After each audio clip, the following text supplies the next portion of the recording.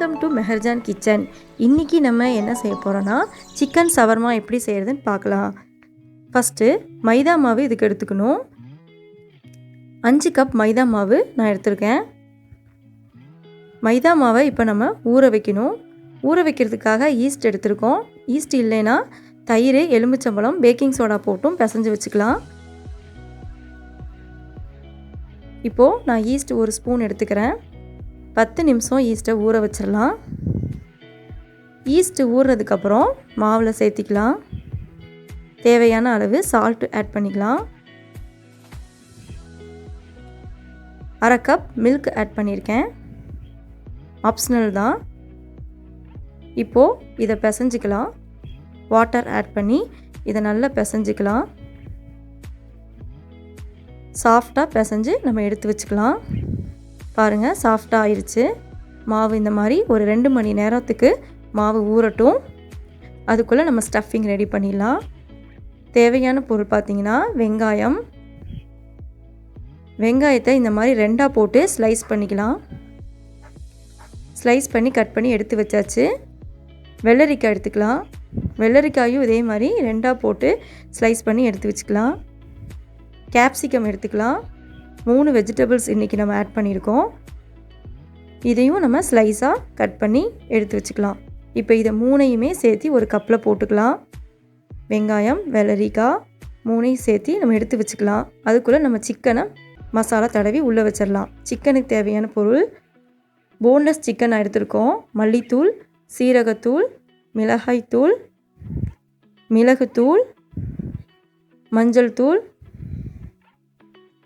கரம் மசாலா தூள் 2 spoon add பண்ணியிருக்கோம். தயிர் 3 ஸ்பூன் ஆட் பண்ணியிருக்கோம். உப்பு தேவையான அளவு. எலுமிச்சம்பழம், 1/2 எலுமிச்சம்பழம் இப்போ நான் ஆட் பண்ணியிருக்கேன்.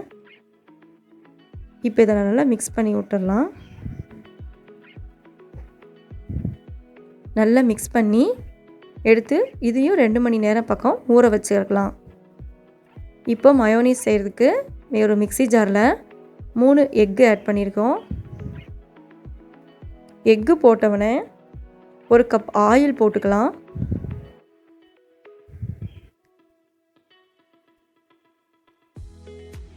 பூண்டு ஃப்ளேவருக்கு போட்டிருக்கோம். சால்ட் ஆட் பண்ணிக்கலாம். பெப்பர் ஆட் பண்ணிக்கலாம். பெப்பர் தூள் ஆட் பண்ணியாச்சு. இப்போ இதை நல்லா மிக்ஸி ஜாரில் அடித்து மயோனீஸ் ரெடி பண்ணி வச்சுக்கலாம். மாவு நல்லா பஃபியாக வந்துருச்சு. இதை நல்லா உருண்டையாக்கி இப்படி மாதிரி சப்பாத்தி மாதிரி செஞ்சுக்கலாம். சாஃப்டாக சப்பாத்தி மாதிரி பண்ணி இதை நம்ம சப்பாத்தி கல்லில் இப்போ போடுறோம். போட்டால் பாருங்கள் இந்த மாதிரி வரும். இதை நல்லா அமுத்தி விட்டு திருப்பி போட்டுக்கலாம். ஈஸ்டெல்லாம் போட்டனால இந்த மாதிரி வரும் நமக்கு.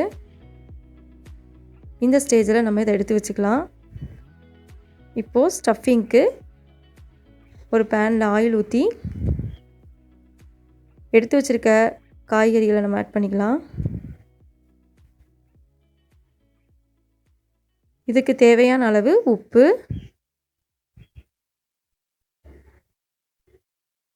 மிளகுத்தூள் ஆட் பண்ணி இதை கிளறி வச்சுக்கலாம்.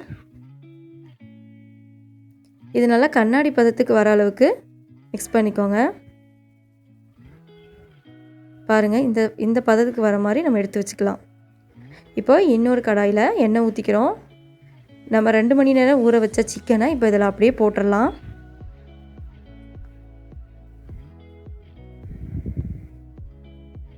கொஞ்சம் வாட்டர் ஆட் பண்ணிக்கலாம்.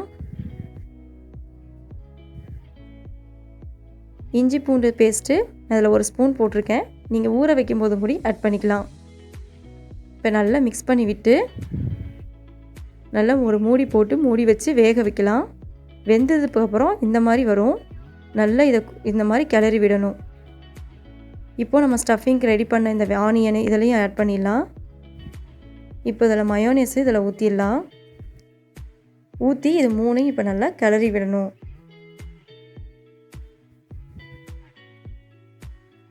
பாருங்கள், மைனஸ் இனி கொஞ்சம் பத்தலைனாலும் நம்ம ஊற்றி ஆட் பண்ணிக்கலாம்.